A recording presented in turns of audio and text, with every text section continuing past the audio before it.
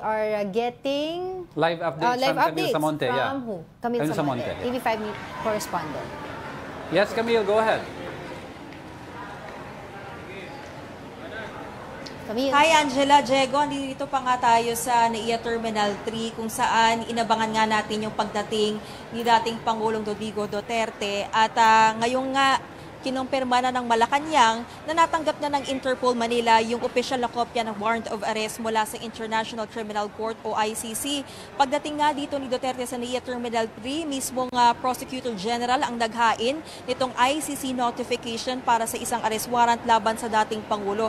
Kaugnay pa rin ito sa investigasyon na ginagawa ng ICC sa umano'y crimes against humanity sa war on drugs ng kanyang administrasyon. Sabi ng Malacanang sa kanilang pahayag, nasa mabuting kalusugan at maayos ang kalagayan ng dating Pangulo at sinuri siya mismo ng mga doktor ng gobyerno. Katuwang ng Interpol dito ang PNP sa pag-serve ng warrant at tiniyak ng gobyerno na may mga suot nga na body camera. Pero Angela, Diego, sa mga oras na ito, hindi pa rin nga malinaw kung saan dinala ang dating Pangulo. Kanina nandirito sina Senator Bongo at Attorney Delgra at inaalmahan nga nila itong pag-aresto dahil concern nila yung kalusugan ng dating Pangulo. Gusto sana nilang dalhin nga muna sa ospital at gusto rin nilang makita yung actual copy nitong sinasabi nga na arrest warrant, pero sinasabi nila na mukhang may mga hindi nasunod dito, unconstitutional to dahil yung kung i-consider nga yung itong kalusugan ng dating Pangulo dahil magi 8 years old na raw siya, ay dapat ay kinonsider nga muna na madala sa ospital. Pero yun nga ang inaabangan natin ngayon dito, may ilang opisyal pa from Department of Justice na hinihintay natin dito na hopefully makausap natin at malaman ano na nga ba ang mga susunod na hakbang, ano nga ba yung mga, saan ba talaga yung magiging kustodiya ng dating Pangulo. Yeah, Camille, you mentioned ang nag-serve ng warrant is the Prosecutor General ng ICC because supposedly ang stance ng marami is, wala na tayo sa ICC, so supposedly dapat ang mag-serve physically ay from Interpol.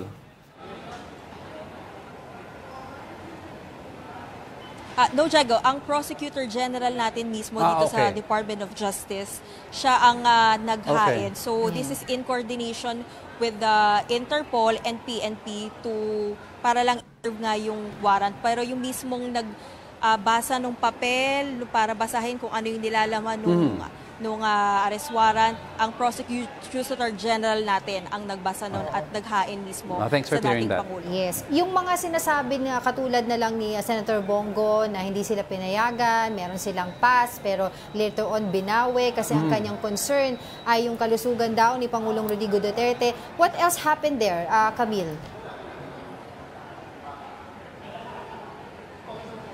Naku, alam mo Angela, napakahigpit talaga ng seguridad dito bago pa dumating yung mga media hanggang sa mga huling minuto na nakaalis na sila Senator Bongo. Actually, nung lumapit na sa amin si Senator Bongo, saka lang namin nalaman na nakasama na pala ng dating Pangulo yung mga ilang opisyal nga ng PNP. Kaya blanco rin sila kung saan nga dinala pero sinasabi naman ni Senator Bongo may mga kasama ring abogado doon si Duterte kung saan nga isinakay siya sa coaster. Pero kanina nakita natin may mga convoy ng police at ambulansya ng PNP, so malamang baka doon nga siya sinakay pero we have no confirmation yet kung saan na nga ba siya.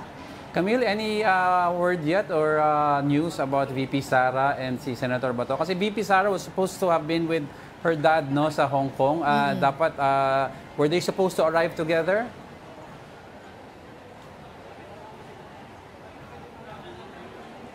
Yes, ito ang sinasabi naman ni Senator Bongo, nauna siyang umuwi dito, wala nitong weekend galing sa Hong Kong dahil overnight lang siya. Si Vice President Sara Duterte naman, ang OVP kahapon nagsabi na this week siya uuwi, pero wala pa rin konfirmasyon nga kung nauna ba siya bago ng kanyang tatay o susunod o ngayong araw din. So wala pa tayong confirmation kung anong nangyari. But Senator Bato de la Rosa, interesting lang din no na if you will recall, si Senator Bato de la Rosa ay kasama doon sa mga pangalan na lumitaw Yes, oo. na iniimbisagahan din ng ICC. But we don't hear anything from him Yun yet nga eh, oo. at this moment. Correct. Hindi rin natin natanong yan kay Senator Bongo kung nagkausap ba sila ni Senator Bato de la Rosa. But if you will recall nga, isa si Senator Ronald Bato de la Rosa doon sa mga kinukonsiderang suspect at iniimbisagahan nga ng ICC dahil siya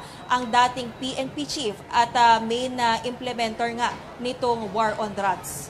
Alright, we will continue to get in touch with you regarding these developments. Maraming salamat sa iyo, Camille Samonte, ang ating News 5 correspondent live sa NAIA.